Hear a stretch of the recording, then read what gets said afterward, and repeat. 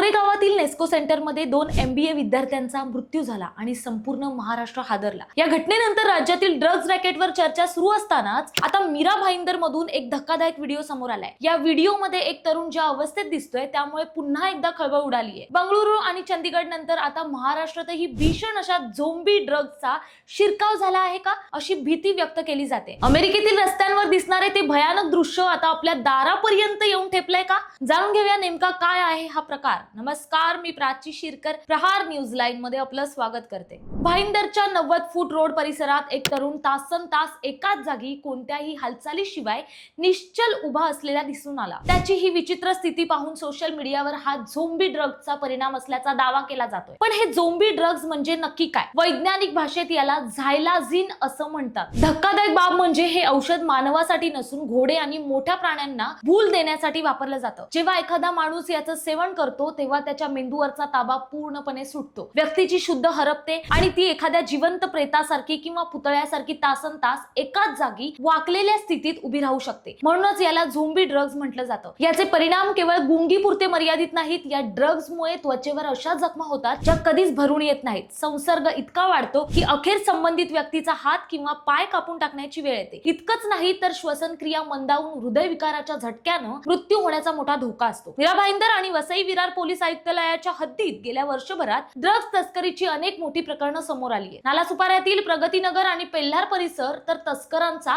Safe zone बनला आहे। February 2026 मध्ये नालासोपाऱ्यात मोठ्या कोम्बिंग ऑपरेशन मध्ये 109 नायजेरियन नागरिकांना ताब्यात घेऊन 2 किलो कोकेन जप्त करण्यात आलं। ऑक्टोबर 2025 मध्ये पेल्हार मधील एका मेफेड्रोन फॅक्टरीवर छापा टाकून पोलिसांनी चक्क 13 कोटींचं ड्रग्ज जप्त केलं होतं। या पार्श्वभूमीवर भाईंदर मधील या तरुणानं खरंच झोंबी ड्रग्ज घेतलं होतं का? याचं कनेक्शन नालासोपाऱ्यातील तस्करांशी आहे का? याचा शोध आता पोलीस घेत आहेत। मात्र प्रेक्षकांनो, एक गोष्ट लक्षात घ्या, अद्याप मीरा भाईंदर किंवा नालासोपारा परिसरातील झायलाझिनचा अधिकृत साठा सापडल्याची पुष्टी पोलिसांनी केलेली नाहीये। त्यामुळे सोशल मीडियावरील व्हिडिओ पाहून घाबरून जाऊ नका किंवा अफवा पसरवू नका, परंतु सतर्क राहणं ही आपली जबाबदारी आहे। जर आपल्याला नालासोपारा, मीरा भाईंदर किंवा मुंबईत कुठेही अशी संशयास्पद हालचाल किंवा ड्रग्ज विक्री होताना दिसली तर त्वरित जवळच्या पोलीस ठाण्याशी संपर्क साधा किंवा महाराष्ट्र सायबरकडे तक्रार करा। आपल्या तरुण पिढीला या विळख्यातून वाचवणं ही आपल्या सर्वांची जबाबदारी आहे। तुम्हाला काय वाटतं यावर आम्हाला कमेंट करून नक्की कळवा आणि व्हिडिओ आवडला असेल तर पुढे शेअर करा। धन्यवाद।